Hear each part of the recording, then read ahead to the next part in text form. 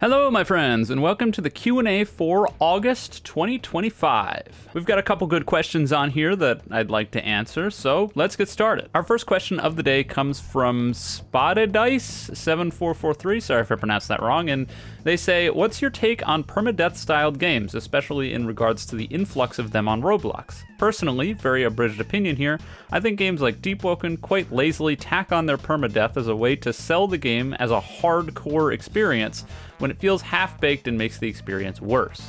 The quote-unquote real permadeath games, such as roguelikes, Wizard of Legend, Hades, etc., tend to build the game surrounding the progression loss rather than using it as a cheap way to make you feel at risk when playing. To be perfectly honest with you, I almost don't have a whole lot to say here because you basically laid out how I feel about the vast majority of permadeath games, at least on Roblox, but to be honest, it also includes permadeath games outside of Roblox, or I guess more specifically, permadeath game modes. You see, there's a lot of games out there, the most recent one that I played, which is relatively old at this point, being Far Cry Primal, that include permadeath game modes in games that are very obviously not designed to be played on permadeath, whether it be because of jank or fail states or potentially just getting caught during a stealth encounter where you get stuck in combat that you can't possibly win. There's a lot of reasons why when you're doing permadeath, as you just mentioned, you have to design the entire game around it. You can't just tack on a permadeath mode and expect it to work.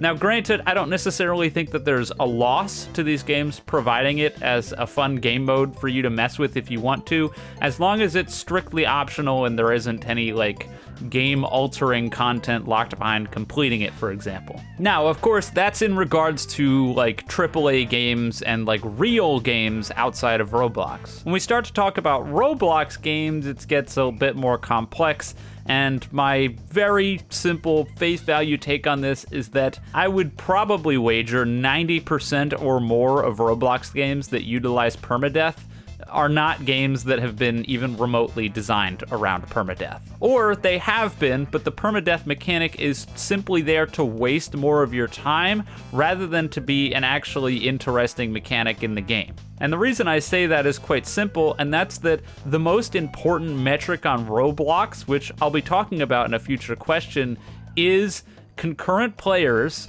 which means playtime. If someone logs in, plays for a little bit, and then quits and doesn't have a reason to return, then your game on the Roblox algorithm is kind of just going to get thrown into the gutter. And permadeath in of itself is a very, very easy way for developers to tack on more playtime than otherwise would be necessary. You use Deepwoken as an example, and to be honest, I don't think it's an incredibly great example because I think for the most part, Deepwoken's permadeath is actually not done too poorly. That said, if we're going to use Deepwoken as an example in this scenario, if you just got to max level in Deepwoken in the current state of the game, it would take you a couple hours, and then you could throw your head against the wall over and over and over again against any boss or any dungeon that you feel like throwing your head against until you completed all of the content in the game, and then just never play it again. But when you have permadeath into the equation, it makes it so that way you can't just throw your head up against the wall over and over again,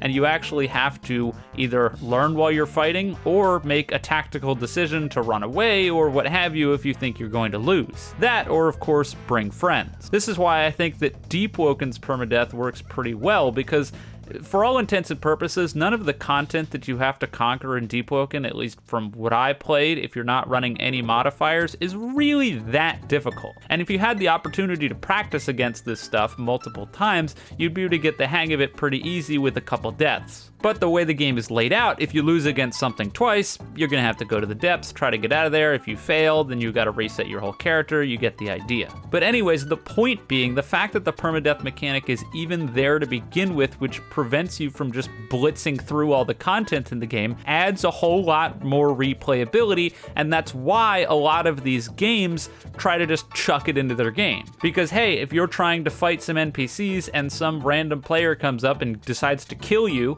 and that resets all of your progress, if you spent 3 hours getting to where you were and you just got reset back 3 hours, that's 3 more hours that the game developers get out of your time if you don't just immediately quit.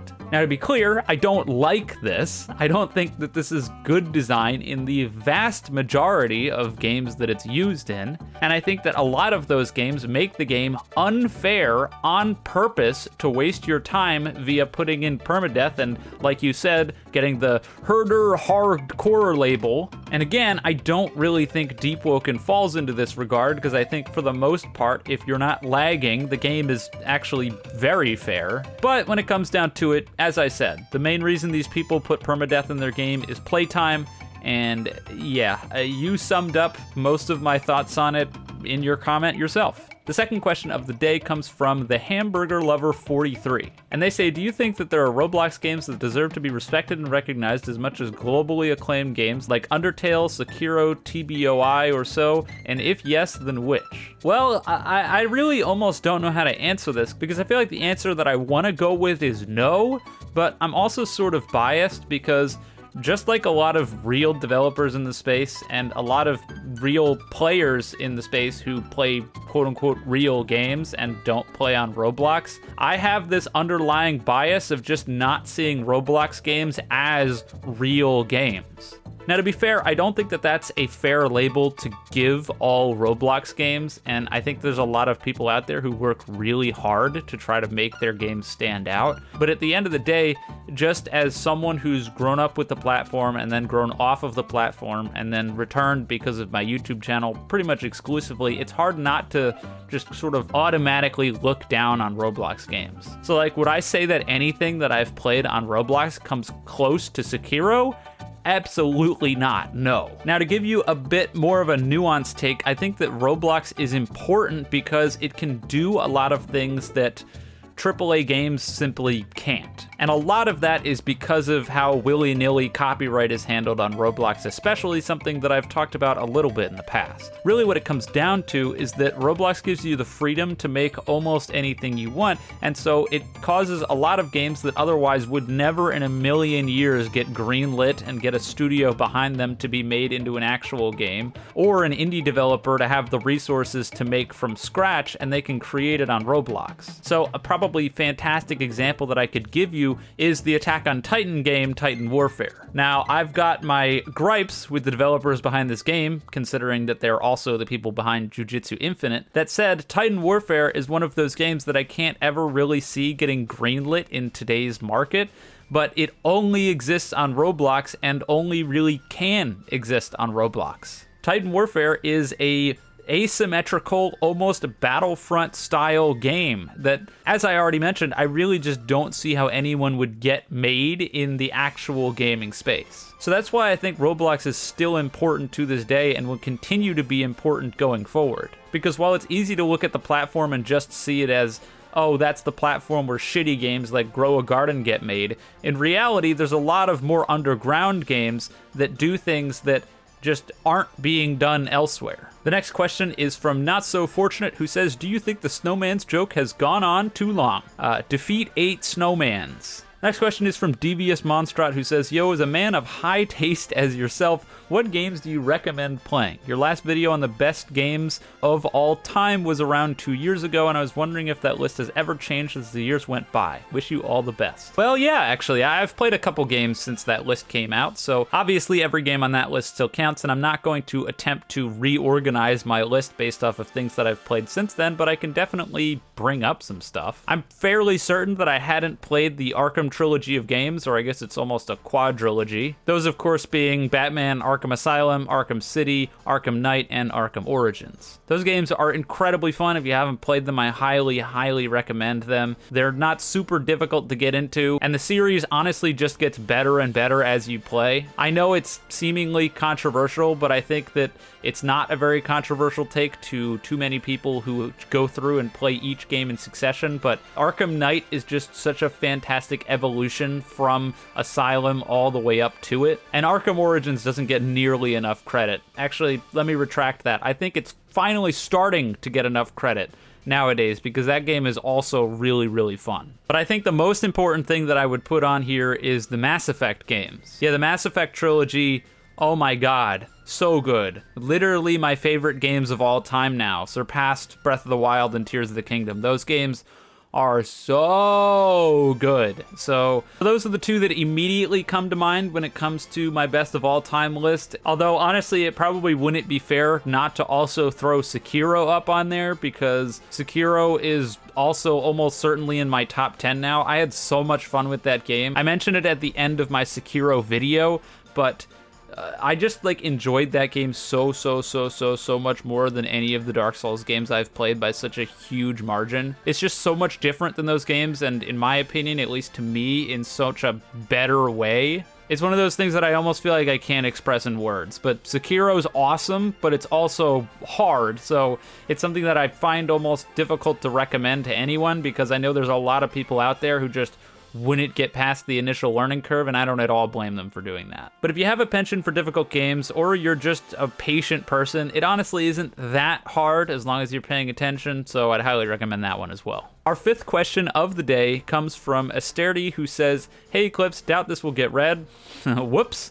"But when playing stuff like Tears of the Kingdom, do you use an emulator or a capture card? And also, do you have any intention of playing some older Zelda games such as Majora's Mask, and maybe even making a game review once you're done, especially with N64 era Zelda holding the, quote, best video game of all time, end quote? I know you get this a lot. I love your content, and it's helped me through some of the most stressful and dark parts of my life, even if a lot of you was just yelling about bad game design." Well, you're welcome, Miss Sturdy. I'm glad I could help. Anyways, as for the first question, I used a capture card. I didn't emulate any of my Tears of the Kingdom or Breath of the Wild stuff. I own a Switch. Don't own a Switch 2 yet, but I'll probably end up buying one of those because I imagine I'll need it to play future Zelda and Smash Bros. In terms of playing the older Zelda games, if we're talking really old ones, like the ones on the N64, I've mentioned many times before that I've played through Ocarina of Time, and I really just didn't like it all that much. I don't think it really holds up that well to the standards of today, and if I rated it based on today's standards, it would not get a good score. And that's not to discount just how important it was at the time. I fully recognize that, and I think that that's important and should be talked about, but I think that anyone who says that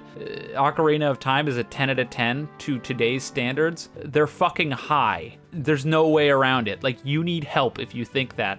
Play modern games, please. There's a lot of good ones coming out that blow Ocarina of Time out of the water. And because of that, I've never even bothered to entertain the idea of playing Majora's Mask, because I figure it's almost sort of DLC in a lot of senses. It's basically the exact same game. It's in the same vein as Tears of the Kingdom to Breath of the Wild, where it's a different game, but it's built on the same engine with a lot of the same mechanics, and you get the idea. So if I didn't like Ocarina already, I'm probably not going to like Majora's Mask. That said, there are a lot of older Zelda games that I do want to get around to playing, like Skyward Sword, so I don't know. Maybe someday, but I doubt it would end up getting a video on the channel. Next question is from Puppay6674, and they say, "Eclipse, would you do a video playing various, quote, horror, end quote, games on Roblox and rate them on how scary they are to you?"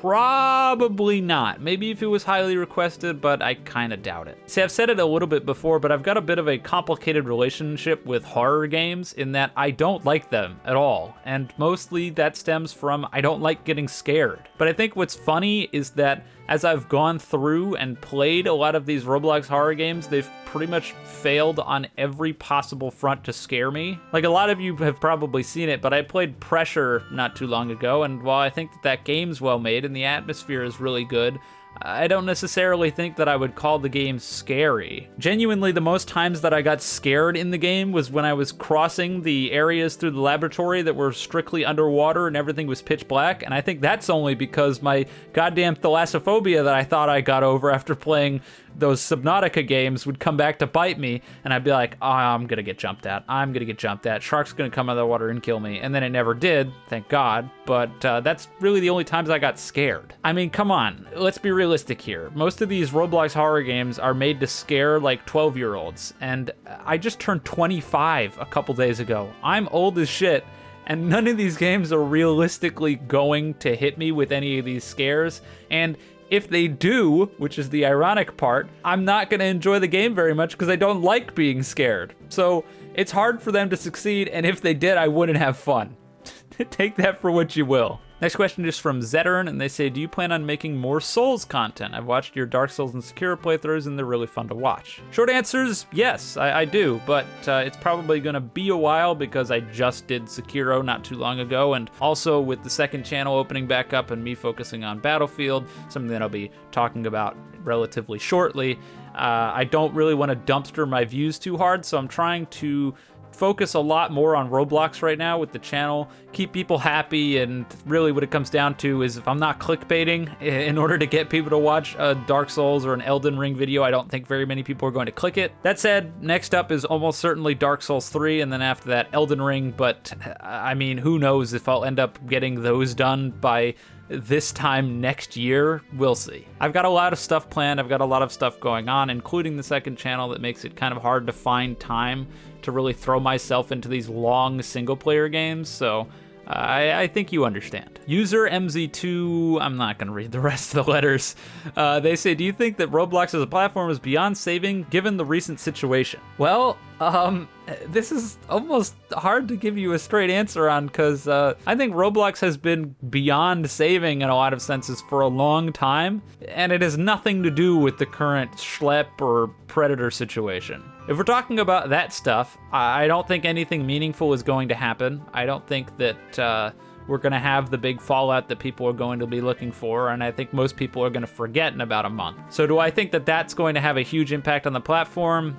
No. In some ways, I hope I'm wrong. In some ways, I hope I'm right. But I already talked about that in my video talking about the whole thing. But in terms of the platform beyond saving, I mean, for the longest time, Roblox has just remained as the shitty children's slop game platform where it shoves out the lowest common denominator garbage to entertain 7-year-olds and have them sit on their phones mindlessly grinding Souls RNG. So if you're gonna tell me that you think that the whole Roblox may or may not be covering for child predators as the straw that broke the camel's back, trust me, we've been in the shit for ages, and this is just another bump in the road for a road that doesn't even exist. There's no road there. Savage Deers 7376 says, how do you fly vehicles in Battlefield so well? I'm learning and pretty decent at air to ground, but air to air has been very hard to figure out. What strategies do you recommend, and how the hell do you use planes? Well, I'll try to give you the best rundown that I can, assuming that you're playing on mouse and keyboard. If you're playing on controller,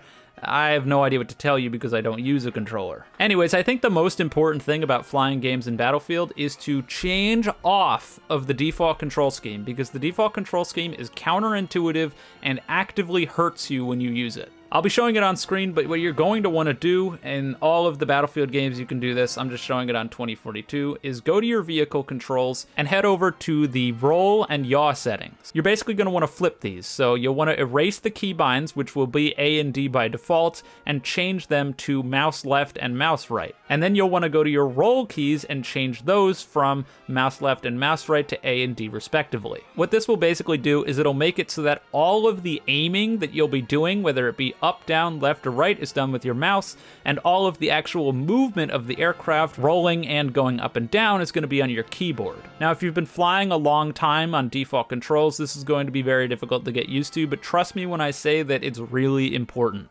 Anyways, in terms of binds, the other things that you're going to want to do is you're going to want to bind pitch up and pitch down on both helicopters and planes, just for the hell of it, to spacebar and whatever you want. I use left alt personally for pitch down. Now, the reason you want to bind these is because if you're in planes especially, you don't want to be constantly swiping your mouse over and over and over and over and over again, so you can just hold spacebar when you're doing a turn instead of having to swipe. But a lot of this stuff is really only control-related stuff. In terms of how you actually play well, you have to just practice a lot. And with practicing a lot comes crashing a lot. I mean, hell, I even crash to this day, even though I've probably got thousands of flight hours over the course of all of the different Battlefield games, because really what it comes down to is you can't figure out what you're capable of accomplishing if you're constantly afraid of screwing up. I recommend jumping into a single-player match against AI and practicing in there, so that way you're not constantly wasting your team's vehicles. But if you practice enough and you've got your controls down, anyone can learn to fly in Battlefield. It's just really a matter of practice makes perfect. The next question is from Vertihep Zero, who says, as time has gone by and you've gotten older and matured, as well as your opinions on game design having changed, if YBA came out now, do you think you would have gotten into it or just passed it off as another lazy JoJo game? I get this question a lot because a lot about me has changed since I started this channel, and my thoughts on design as a whole and what I will and will not accept. And so I guess the short answer is I don't necessarily think that I would have just immediately chucked YBA under the bus as just another lazy JoJo game, but I think if I had absolutely no knowledge of it going in, here's what I think would happen. I'm going to be using the OG YBA as an example rather than the newer version just because I think that's more fair. Anyways, I think that I'd probably end up spawning in, I'd play through the storyline because it's extremely difficult to miss, which is a good design decision for the most part on YBA's front. You know, giant exclamation points and all that. But I imagine I'd finish the storyline as it was, and then once I got to the end of the storyline, I'd have absolutely no goddamn clue what was going on or what the point of continuing to play was, and that's probably where it would stop. And if you've played YBA, you'll know that if that's the stopping point that you get to and you decide to just call it a day there, you haven't experienced much of the game. Not that really, honestly, there is a whole lot left to experience for all intents and purposes. A lot of YBA is PvP, and I don't try to get into that too much nowadays because in a lot of these games that I play, I don't have too much time to play them, and learning the ins and outs of PvP in a lot of these games is going to take way more time than I have to put out videos. So yeah, I think I'd get to the end of the storyline, be lost, quit, talk about how it was confusing and I have no idea what I'm supposed to be doing, and call it a day. And finally, the last question of the day is from Philibon. Big ol' throwback to TCA for whoever remembers her. She was the community manager over there. Anyways, she asks, why did you decide to stop uploading on the main channel on Wednesdays? I've been enjoying you for 4 years and your videos have been part of my weekly routine ever since. I enjoy watching them and curious what made you decide to cut out Wednesdays. Was this something you wanted to do for a long time, or was it a more recent idea? Well, the short answer is I didn't cut out Wednesdays, but I haven't really made a big stink or talked about it because, well, reasons I'll get into. Now, granted, I'm talking about this now because it's at the end of the Q&A video, and most of the Q&A videos don't get a whole lot of watch time. So for anyone who's curious where the Wednesday videos went, anyone who cares enough is probably going to be watching now, and the stuff I'm about to say won't really mean a whole lot. And anyone else probably isn't even going to notice that the Wednesday videos are quote-unquote gone anyway. Well, either way, if you noticed that I just stopped uploading on Wednesdays, the reason that I haven't is because my second channel is back. With the newest release of Battlefield 6 upon us in, well, about a month now on October 10th, and the fact that it's seemingly going to be very successful, especially with Call of Duty shitting the bed big time, I would have never been able to forgive myself if I didn't try to branch out my second channel again, and at the very least put some sort of stake in the ground to show that I still want to get off of the Roblox train, at least to some extent. The reality of the day is that I'm extremely passionate about my shooter games and Battlefield in particular, and so with the game coming out, with me feeling like my feedback should matter and I want to have a voice that can project a lot of my opinions towards the developers of the game, and also just share a lot of the fun that I have on those games that honestly just sort of gets lost to time because I don't even record half the moments that happen in my Battlefield sessions because where the hell would I put them? I came to the conclusion that I wanted to bring my second channel back, but then came the question of, well, this has failed several times in the past. How the hell am I going to succeed this time? And the short answer was to continue with my current upload schedule, but replace one of my videos with what I'm doing over there. It's basically a measure to make sure that I don't get completely burned out because, as I've already explained in previous videos, it's very difficult for me to try to do daily uploads or squeeze in extra uploads or do streams. You get the idea. Now, then you might be begging the question, why did you just silently revive the channel without really telling anyone? And there was actually a reason for that. Now, for one, I did technically announce it on my Discord, but I know that my Discord is not the vast majority of the audience, and again, that was on purpose. The reason that I haven't announced the fact that I'm doing Battlefield to all of my Roblox viewers and what have you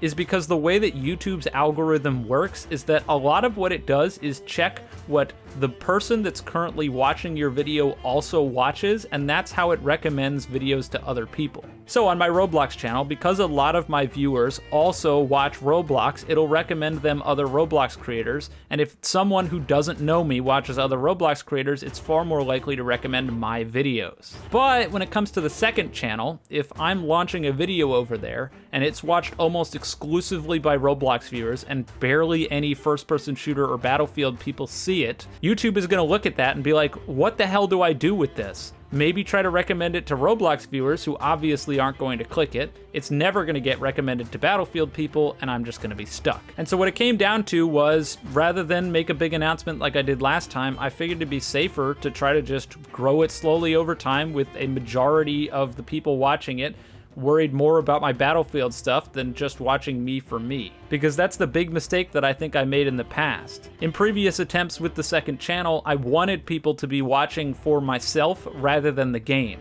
Whereas this time, I want people to be watching for the game and not me. Now that said, as I already mentioned, if you're waiting all the way to the end here, then you probably care a lot about my channel. And if you want to check out the second channel stuff, you're more than welcome to. I'll link it in the description below.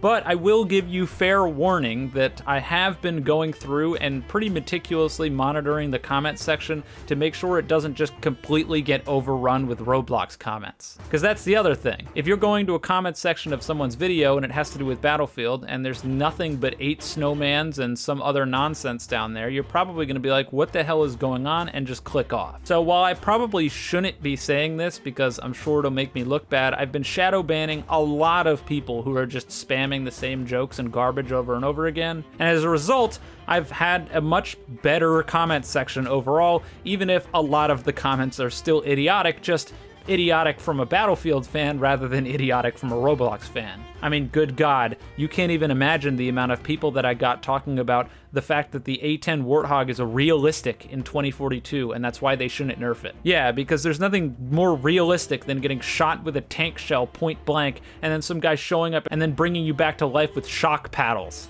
That makes a whole lot of sense, right guys? Anyways, point is, if you're curious where the other uploads went, that's where they are. If you want to check them out, feel free. If you don't worry about it. Don't click them. No skin off of anyone's back. Anyways, with that, I'm wrapping up today's video. Naturally, if you enjoyed, you can leave a like and subscribe. If you didn't, don't. And with all that being said, have a wonderful day now wherever you are, and I'll see you guys next time.